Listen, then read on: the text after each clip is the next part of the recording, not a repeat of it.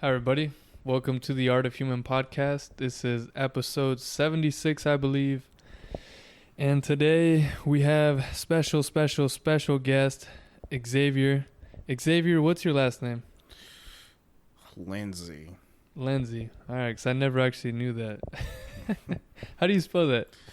Lindsey. Okay.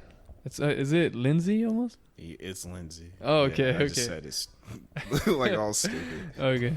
For people who don't know, Xzavier, this is his third time coming onto the Art of Human podcast. He was, I don't even know, the first time he came on was probably podcast 20 something, 30 something maybe. Something like that. And then he probably came back around the 50s, the 40s maybe. Yeah. Something like that. I'm just guessing. And then now we're at episode 76. 76. So it's almost like you've been coming every 20, 30 episodes. You've been coming back. Yeah. Xzavier, I just want to say thank you so much for coming on for the third time. It's a pleasure to have you. Indeed. And Happy to help. a little bit more context for the listeners as to how me and Xzavier got to know each other. I used to live in Pomona. I currently don't live in Pomona anymore.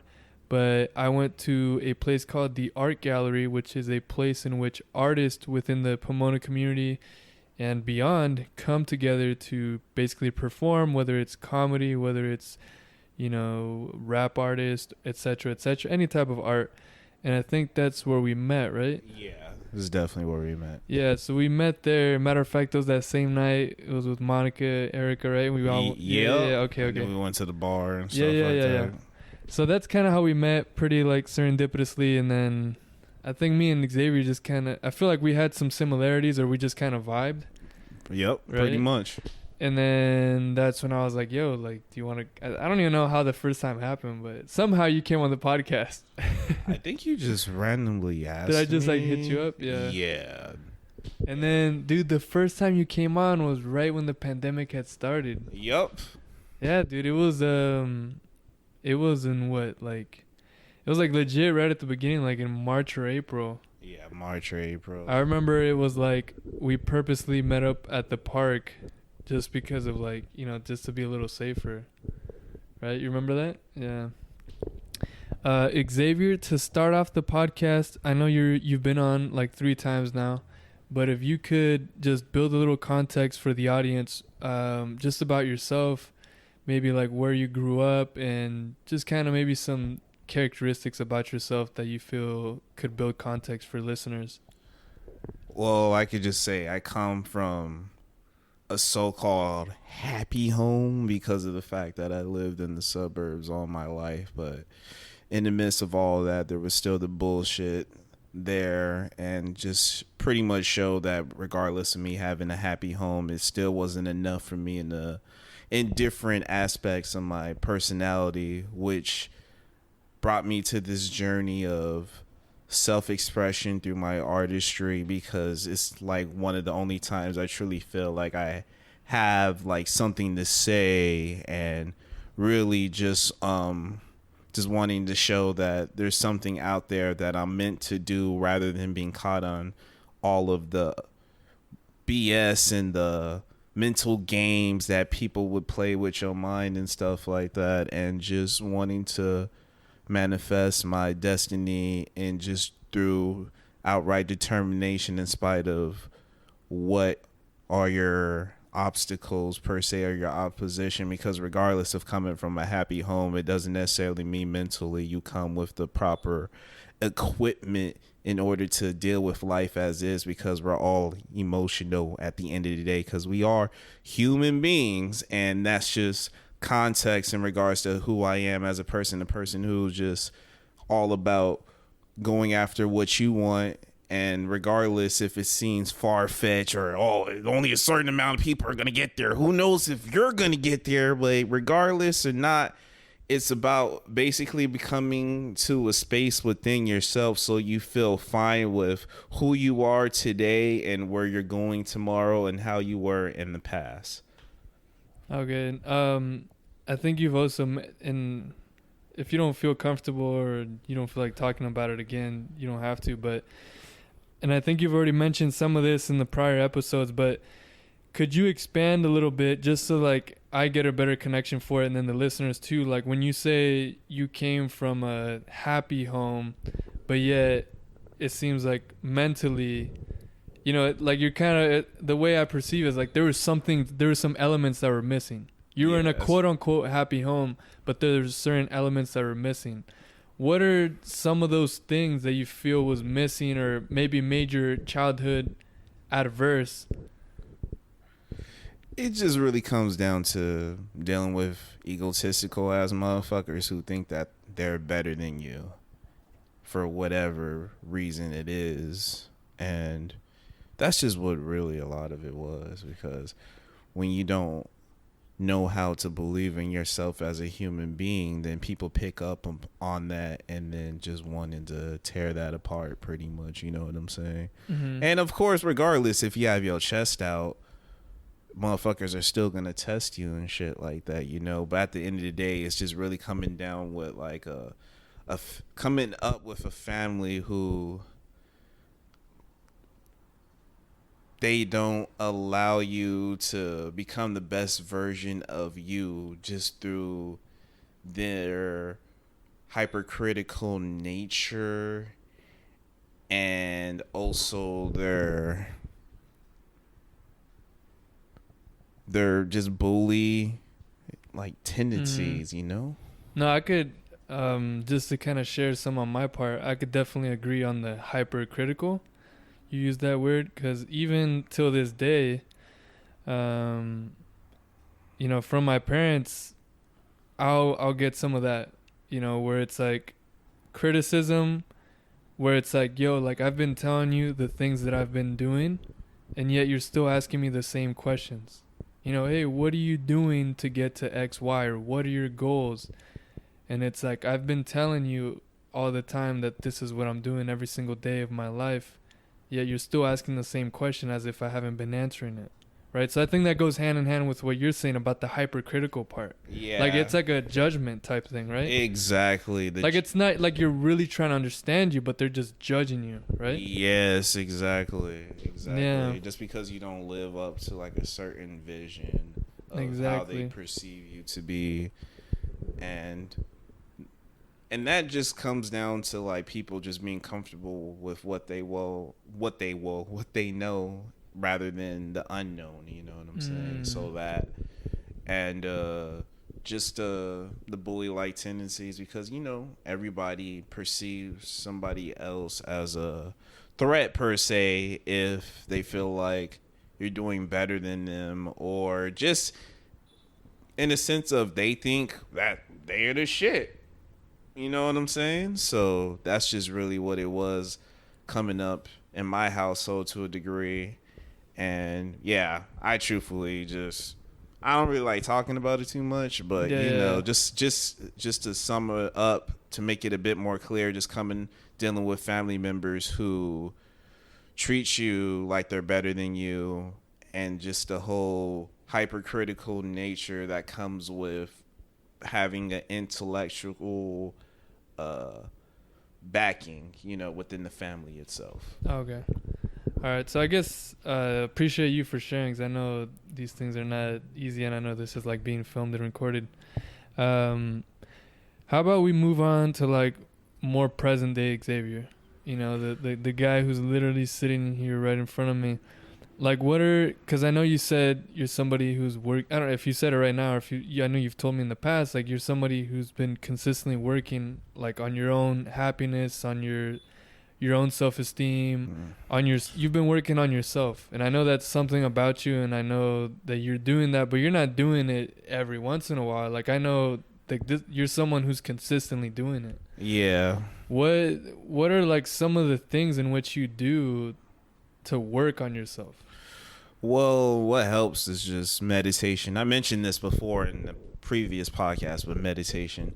And it's just really just coming to grips where you hear things going off in your head, like about anything and everything. Like, it goes back to what I was saying earlier about us being emotional human beings. So even like the littlest things where, you know, normally wouldn't bother you you start to think or have those thoughts, and then you know what I'm saying, and then it comes down to things at work or how you feel on your track how you're working towards your goals, and how do you feel about your place in life, and and just family problems and just shit that's going on in the world and shit like that, so it's just really just me coming to grips with all this different like streams of consciousness of thoughts just going off in my mind, just blah blah blah blah blah blah blah blah, and I'm like but it's just still being able to maintain my cool and find that stillness. So regardless, I'm like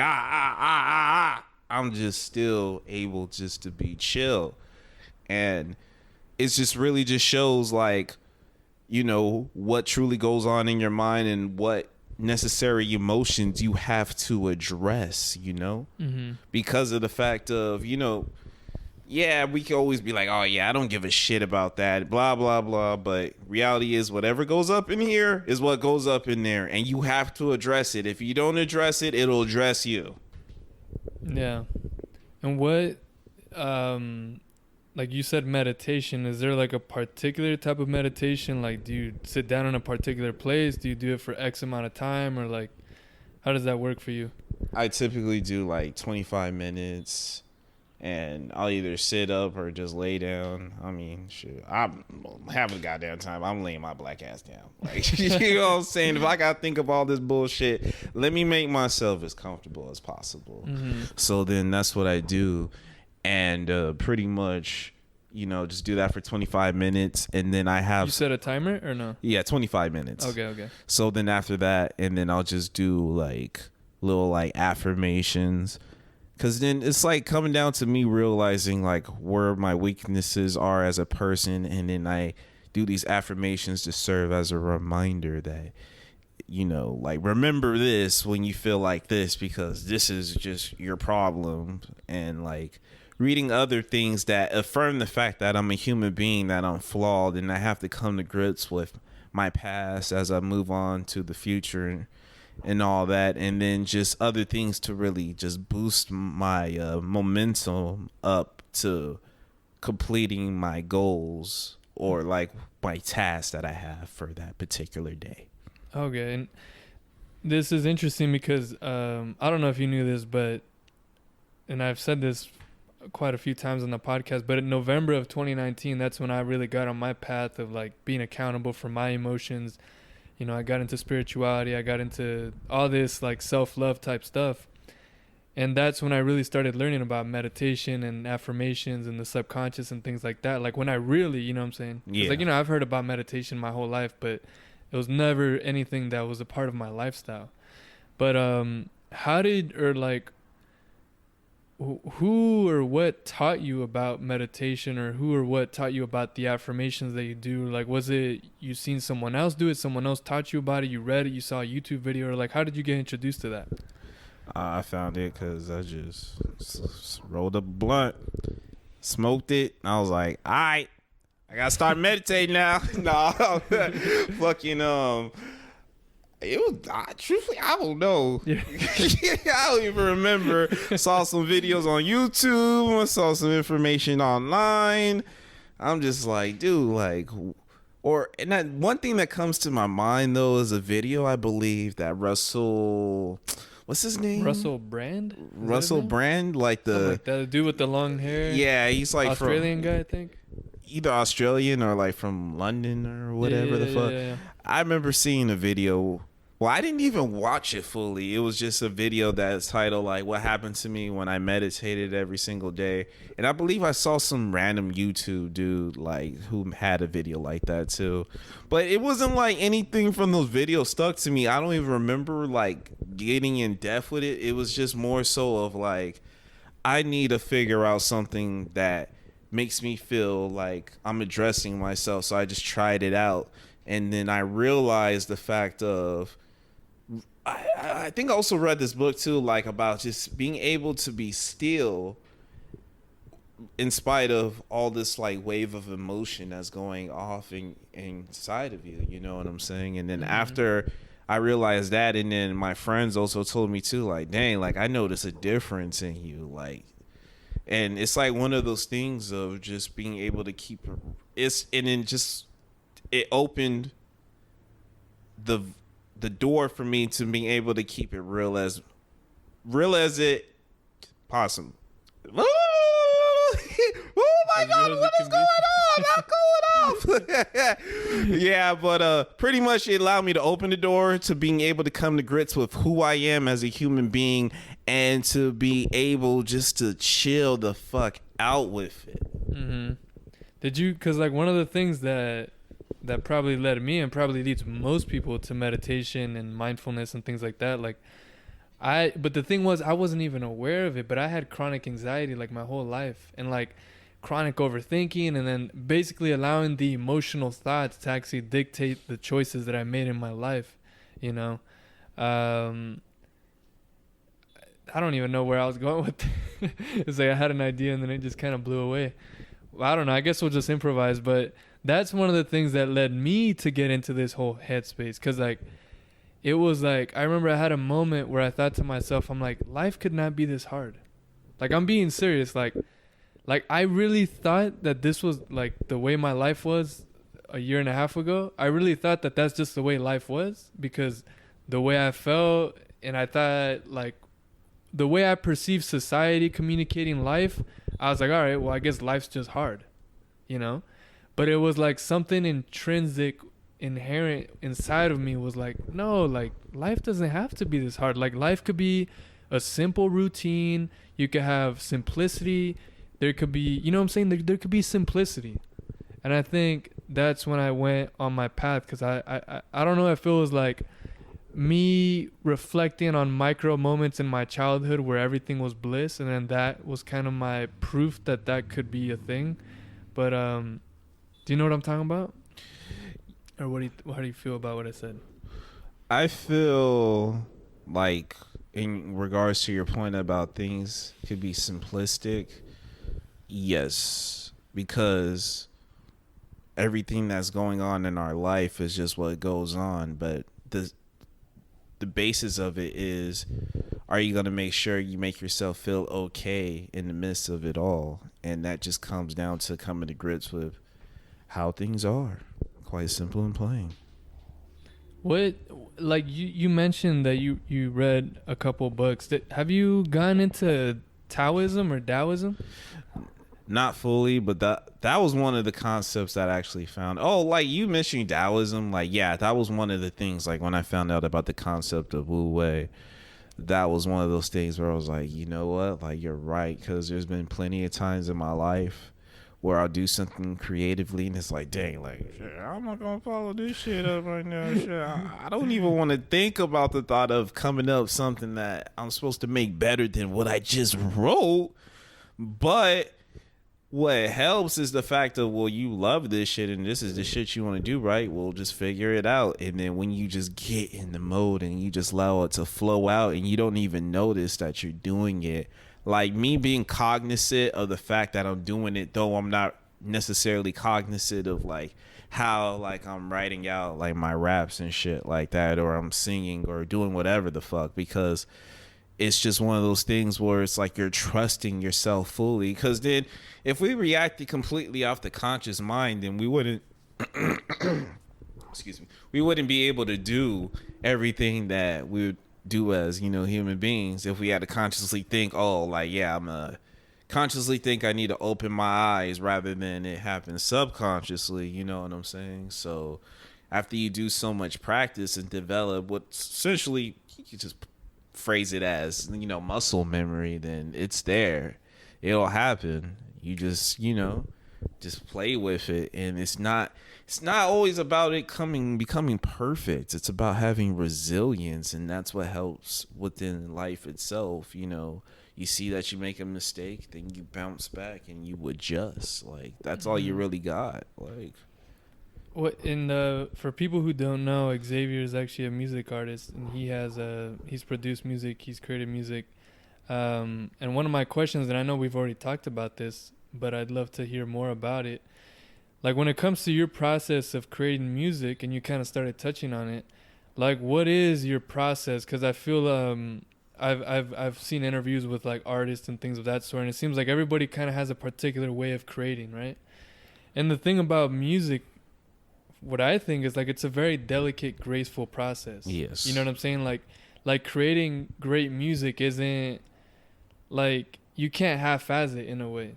Like, you know what I'm saying? Like great music, you can't half-ass it. Yeah. You know what I'm saying? Because if you're like, you know what I'm saying? Like, I don't know that you make great music when you've literally only slept a few hours, you haven't eaten, and like you feel like shit and you have anxiety. Like, I'm pretty sure music comes in that state when you're just like in that momentum and like, you know what I'm saying?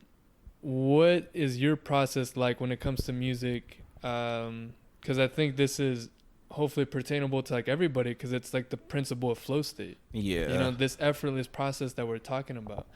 So how is it for you, like your process of making music? Pretty much I go into it as like embracing uncertainty, because it's like it's crazy being able to create something and be like, damn, I just created this. But it's like it just goes with like, dude, I don't know what the fuck I'm doing. I don't know where the fuck this is gonna go, but I'm just going with wherever I'm going with, and then see where it takes me. And if I like it, I like it. If I don't, then I make the necessary changes and fix it to the way that I like it. And it really comes down to me just reminding myself that, you know, just adapt to what I'm composing to, and to let it flow, and to always make it like effortless. But the only way it is effortless is if I'm just going through the process rather than straining myself through the process. There's like a whole difference between like, oh, this shit gotta be fat, you know, gotta be this, have the sickest rhymes, sickest metaphors ever. If it doesn't have that, then no. Nah, it can't be like that. You gotta just be able to be like, all right, whatever the fuck this is whatever the fuck this is. And just boom, boom, boom. Let it be, see if it sticks. And it's like, nah, all right, then let me try something else and just see what's up, and just move with it to the point where you completely embody what you wrote, because you truly believe in each line that's written. Okay. One of the things that I've learned about flow state is that sometimes it's nice to improvise, and sometimes it's good to have some sort of parameters, right? When it comes to your, like, let's say we're talking about your music, like, is there any sort of parameters you ever set for yourself? Like, you practice every day at this time, or you set a timer, or like, is there any sort of structure to your practice? Nah, sometimes I write early in the morning. Sometimes I'll write in the afternoon, at night, when I'm half asleep. In my dreams, it don't matter where the fuck that shit come. I'm going with it, baby.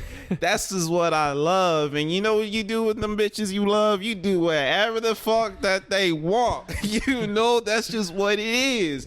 And that's why it's like when inspiration comes, it just comes. Like yesterday, like I was playing Red Dead Redemption 2, and then doing this mission with this dude named Jim Calloway, like where this dude was doing a biography for this dude named Jim Calloway, who supposedly shot up like 14 motherfuckers in a gunfight. And mind you, this is set in the Wild Wild West, so he killed 14 dudes in like some shootout. But then he wants to do that you're playing with to go out and like do this little mission of killing off some dudes or whatever the hell, just so he can have something to add on to his legacy. Though this dude now is just like drunk as hell at a bar or whatever the hell.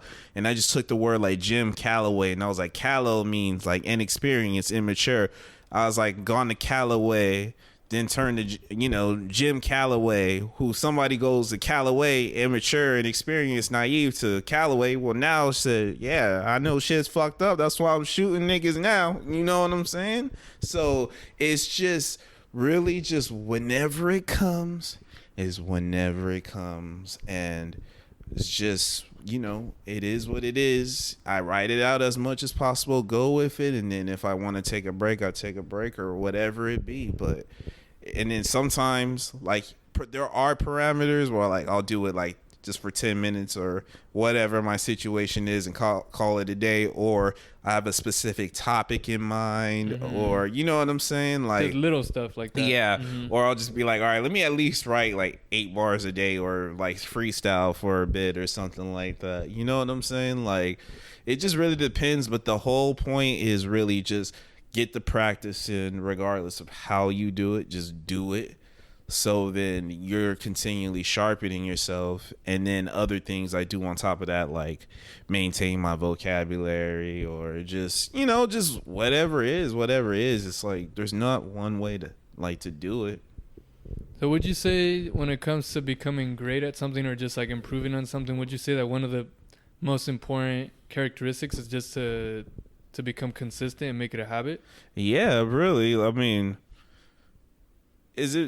I don't really see how like there's like an excuse where you can't work on it for at least like 15 minutes a day, or like 5 minutes even. 5 minutes a day over a year, that's a lot of time.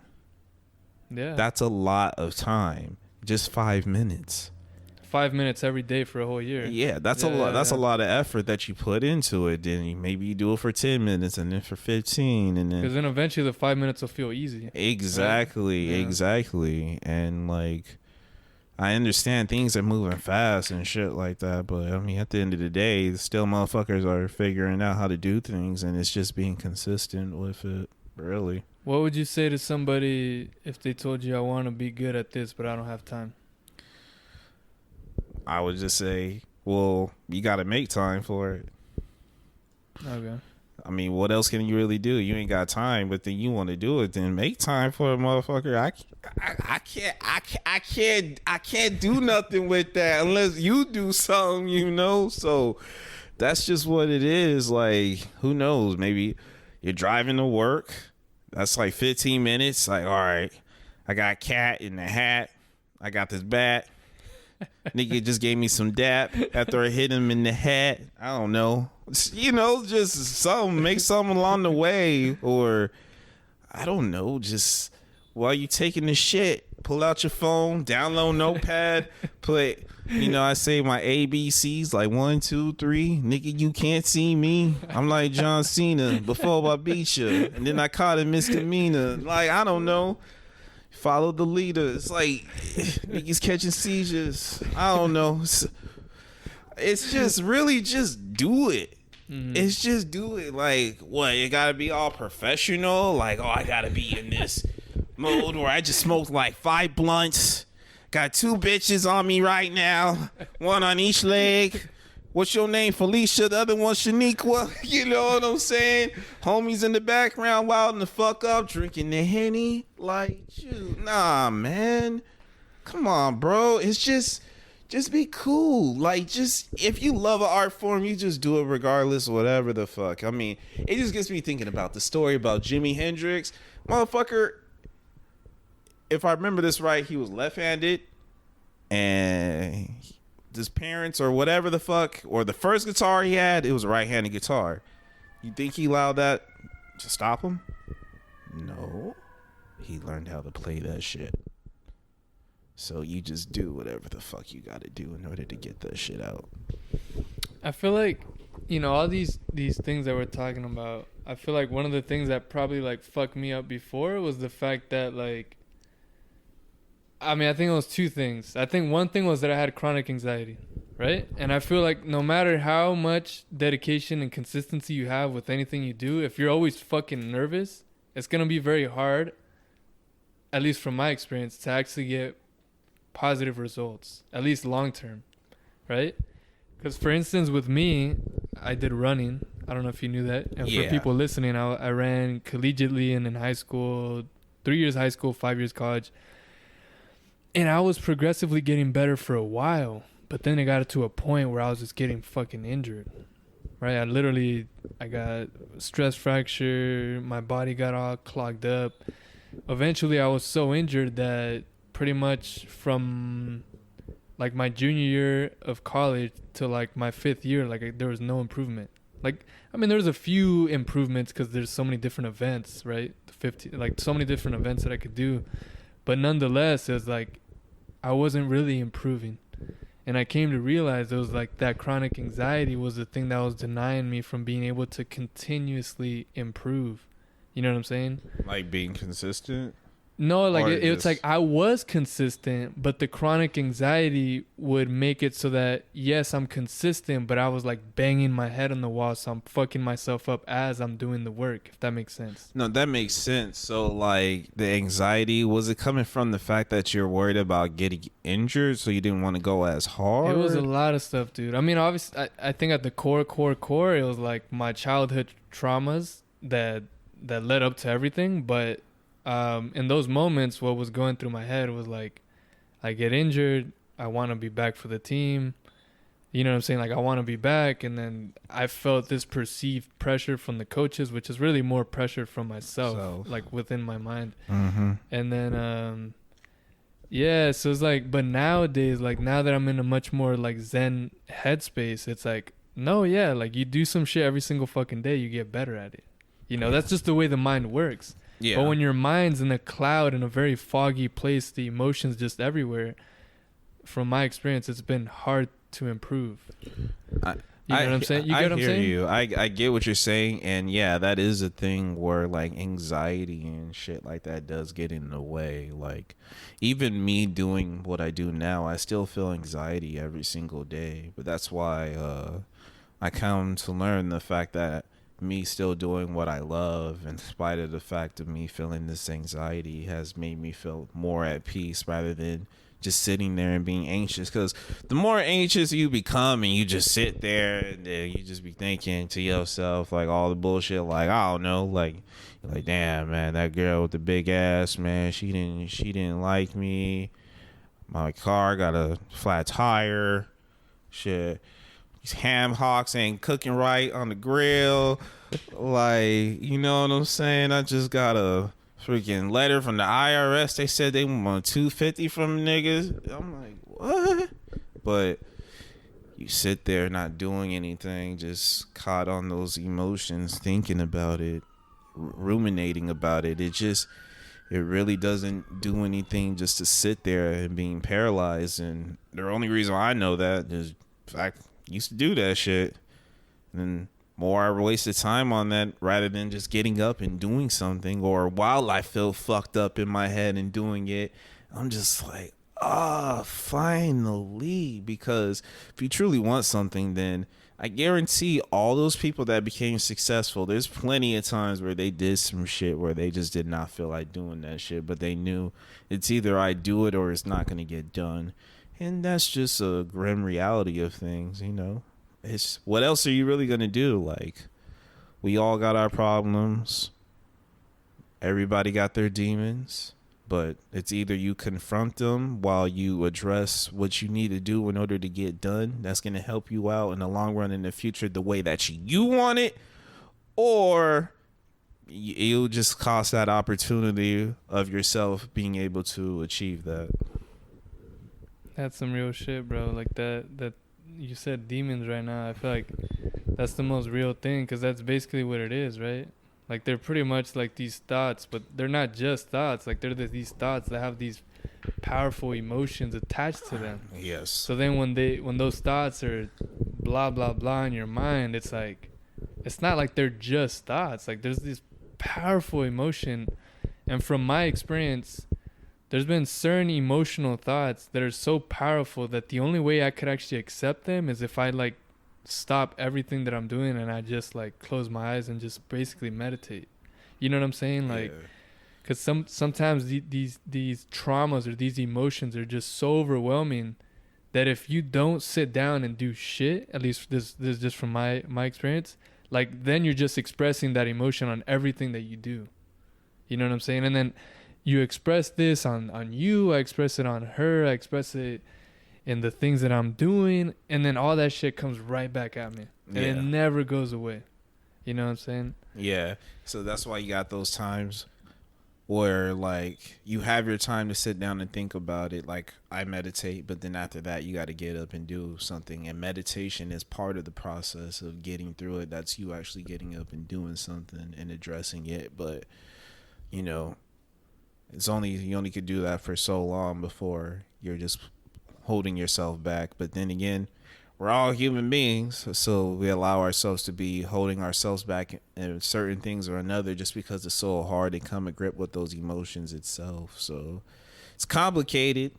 It's easier said than done, just to being able to go through your emotions and being able to do it. And everybody has their own process about how they go about it. But at the end of the day, it's all about just do whatever you got to do in order for it to get done. I just want to ask, like, for you, do you have any particular process or thing that you do? Like, let's say, for instance, like you do your meditation, which is like a pretty, was it a consistent thing? It's consistent. Okay. What about if you're in a scenario where like you're in this very kind of chaotic environment, or maybe like an environment which is like unknown to you, or an environment where you're feeling pretty uncomfortable, and let's say you're like in a public area, do you have any like certain things that you know to do that kind of brings you down, like where you can just kind of do it anywhere? It's just really just staying aware of how I think. Okay. And just, regardless if I make a fool or an idiot or embarrass myself or a dangerous situation happens or whatever it may be, I realize the fact that I'm a human being and, shit happens in spite of how bad or how embarrassing it may be. Just call it a day. Just go through the process. So is it pretty much just acceptance for what it is? Pretty much, what else am I really going to do other than the next time I'm in a similar situation, do something different? Mm-hmm. That's a good way. That's like the only way to really do it, I feel like. Because if you're not accepting the situation, that means you're resisting it. Yeah. And that means I don't think you're really going to learn from it. Exactly. But like you said, like if you accept the moment, whether it's humiliation or you did something that's fucked up, whatever, like you accept that it happened, then you're going to know for the next time that like, fuck, I'm not going to do that again. Exactly. And I feel like that's like the weird part about this, like, I guess you could say the game called life, is because like, it's like inevitable that there's going to be moments where you fuck up, you embarrass yourself, you hurt somebody's feelings. You know what I'm saying? Like, it's almost inevitable where it's like, but it's like you have to accept it, right? Yeah. Because that's the only way you're going to learn to do things more gracefully. You know what I'm saying? To be more like, oh shit, I hung out with these people and I realized that they don't like it, or this particular word triggers them, or, you know what I'm saying? So then next time you come around, you could be more gentle about it. Yeah. You know what I'm saying? And it's like, I guess you just got to play the game to know the game, right? Yeah. Pretty much. You got to do whatever you got to do in order to get to where you got to go. But I just really feel like the ego and, I don't know, we live in America. First world problems. We could think about this and that while other motherfuckers barely got shit on their fucking plate to eat. You know what I'm saying? Like, that's what happens when you have too much fucking time sometimes. You know what I'm saying? Like, kind of like we act like we're more busy than we are, but sometimes we got more time than necessary. And then it's like you're not utilizing it wisely. So it's a whole bunch of shit. But at the end of the day, man, it's just look at yourself in the mirror with both your eyes open. Don't squint at the motherfucker. I understand it's you. It ain't me. I can look at myself. It ain't me. But be able to look at yourself and say, I see the piece of shit that I am, but I am still going to be the shit by the time I die. Just simple as that. Like, that's just how I am. I'm just straight up, man. I'm a piece of shit. I did a whole bunch of fucked up things in my life, in my past, or whatever the hell. Of course, it don't compare to, I don't know, like Jeffrey Dahmer. Like, I ain't chopping niggas in pieces and shit like that. I ain't doing that. But regardless, it's still things that, like, that I did bad that, like, in comparison, or, like, you tell somebody, like, yeah, that's not that bad. But it's just the way that your mind makes it out to be because of the ego. And just regardless, it's like I said, resilience trumps perfection.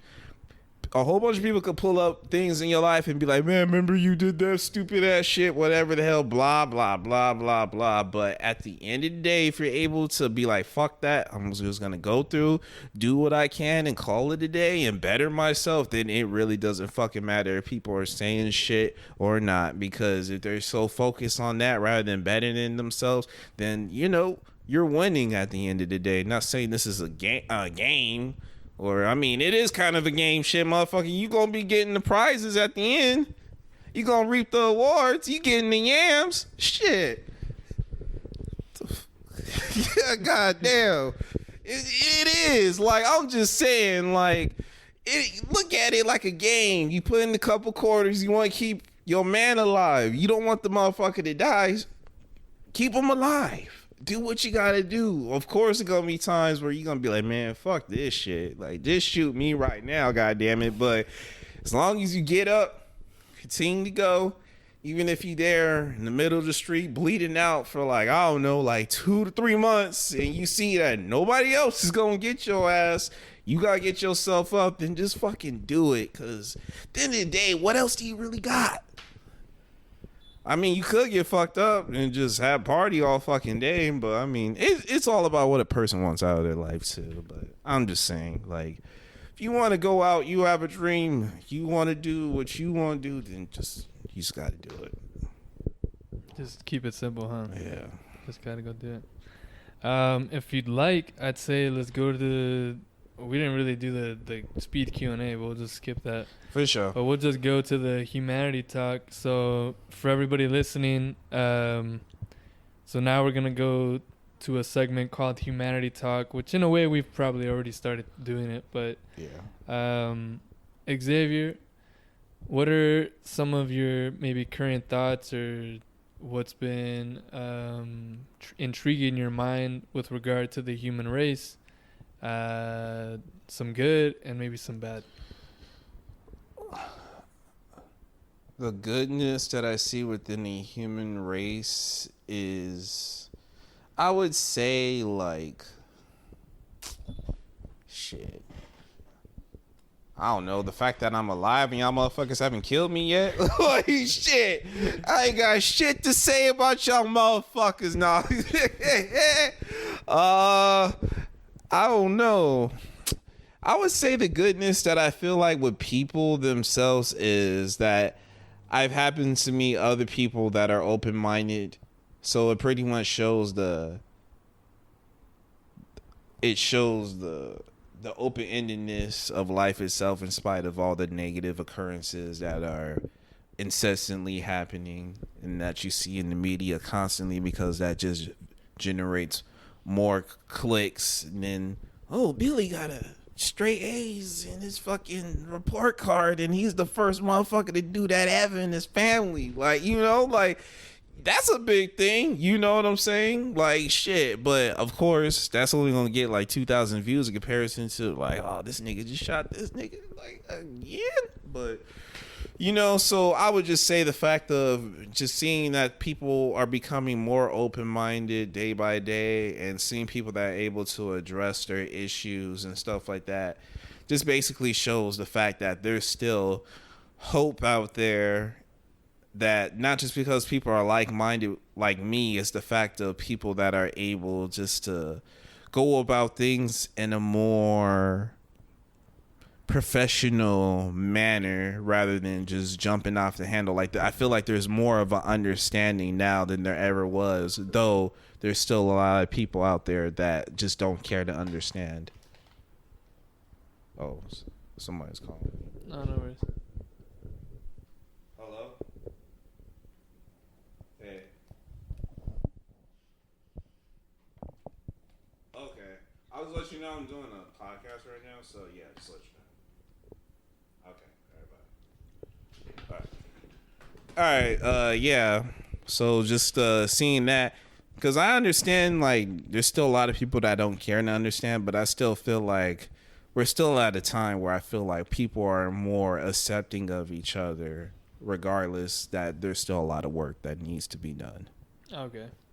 And so for the bad part, or maybe, you know, what you've been perceiving on that end? And then at the same time, the opposite of what I just said, like, yeah, there's still that negativity of people not wanting to understand things and just really choose to do things out of their needs, where not even it, like, it's not like to say like I don't do things like out of my way for my own needs, but it's not like where I'm that motherfucker that like, oh, like I'm gonna pick fun on him because I just like to see people or to get a rise out of people. You know what I'm saying? So just that, and the fact of people don't really care to take the time to put on the shoes of others. You know what I'm saying? So I feel like it's just, I'm glad that there's more people out there that I happen to run into to figure that that shows the fact that, damn, like there's people out there open-minded to things in comparison to others that really aren't. But at the same time, though, I can say it's a positive because it's like you watch these cartoons and it shows like these different character dynamics and shit like that, and it's cool because at the end of the day, in spite of the fact that some of those dynamics are negative, you still have a grip of a cool understanding of how human nature is in regards to its limitations, but at the same time be excited by the possibilities. No, that's very true. Because it's like we can be here and just talk about the positives, but inherently the negatives is a part of who we are. You know what I'm saying? Like, they wouldn't exist if it wasn't somewhere within the realm of this existence. You know what I'm saying?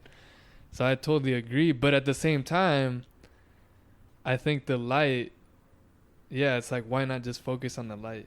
You know? Like, we all want to be fucking happy, don't we? Yeah. Why are we going to put all our attention on the negative? Be aware of the negative, you know, learn from the negative, but keep your eyes on the light. Yeah. Right? Yeah, pretty much. And that just comes through just accepting of yourself, because as soon as you accept yourself, it'll be one way to looking at other people through the lens of who they are and knowing the fact that it comes with a bit of baggage, just like your ass comes with some baggage. It's just what it is. Okay, so having said all that, what would be your message to the human race? Assuming that the entirety of the whole human race, I mean, I'm talking every country, no matter whether these people got internet, blah, blah, blah, your fucking voice got broadcasted to the entire planet. And somehow they perceived it, understood it, because it translated to their language. What would be your message for the whole human race? My message is there's only one you. You know what you like. You know what you want to do. Do what you love in spite of what's thrown your way, because at the end of the day, it's even if you're not able to complete it all, you die before you get there, you're blackballed, or I don't fucking know shit. Well, some fucked up shit that happened to you, and then you like, shit, I didn't even get to fucking have my fun. You still say to yourself, well, at least I did something, rather than sitting down and complaining and turning into a miserable ass motherfucker. Because at the end of the day, you only got one life to live, so do what the fuck you want to do. Drop the mic. No, I was kidding. Xzavier, thank you so much. I think if you're down, we'll probably do a little bit of that. Remember I told you about that extra, the behind the scenes thing? Yeah. Yeah, if you're down, we'll do some of that. You guys will know what we're talking about in a sec.